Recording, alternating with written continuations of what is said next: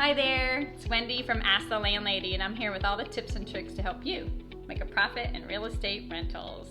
And today's question is, how should I deal with repair and maintenance issues?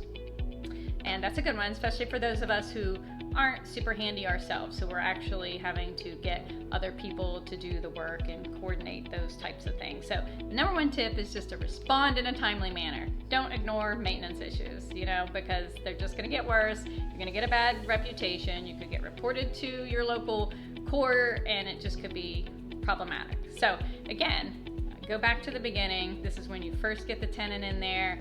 Everybody's happy, you're signing papers, they're getting keys. That's when you tell them about what your repair policy is.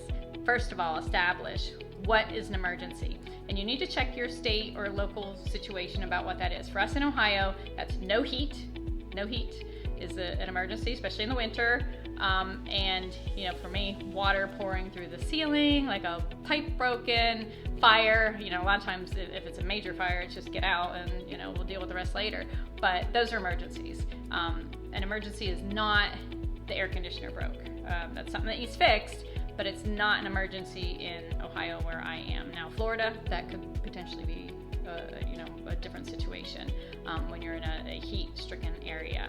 And no hot water is not an emergency. Now, those are important issues, but they're not emergencies. So you don't need to call me at 2 a.m. because your air conditioner went out, or because your hot water tank is, just not giving you hot water. Those things wait till business hours.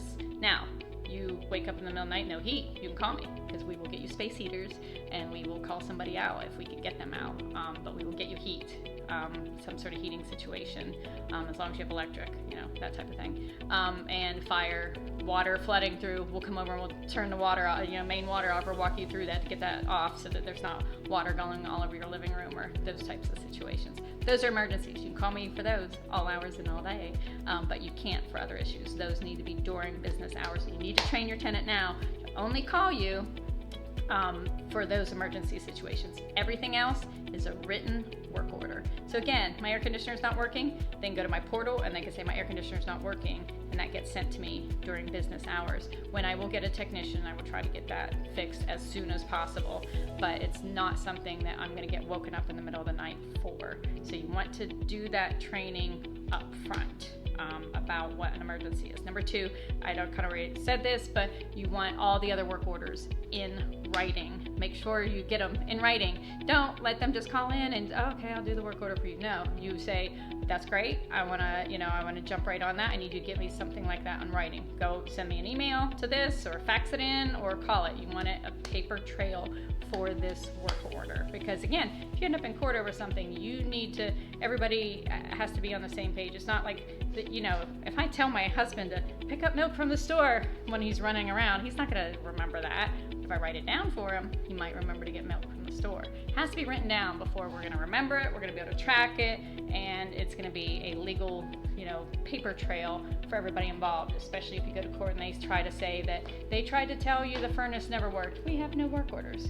And our system, we have to have a written work order. It's very well documented. They've signed off on that in their lease, that the only emergencies are these things.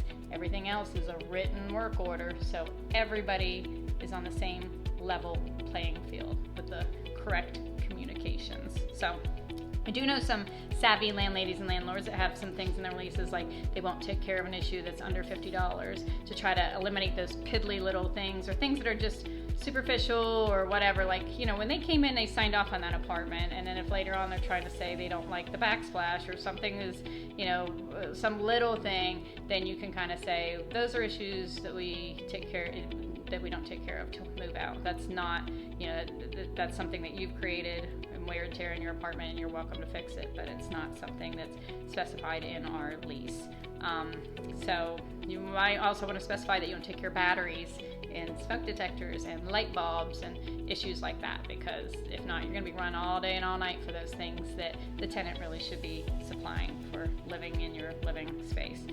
Again, after maintenance is done, I always it's a good idea to check with people, make sure that they're satisfied. Has everything been done correctly. It's just a good thing to kind of close off things. You can say that issue is resolved and have it in your folder. So again, those are my repair and maintenance tips to help you in this process, because again, it's not easy being a landlady or landlord, and it's pretty easy to get run by people unless you set boundaries about what constitutes an emergency and about how you can be contacted for that type of information. So thanks. I hope you have a great day.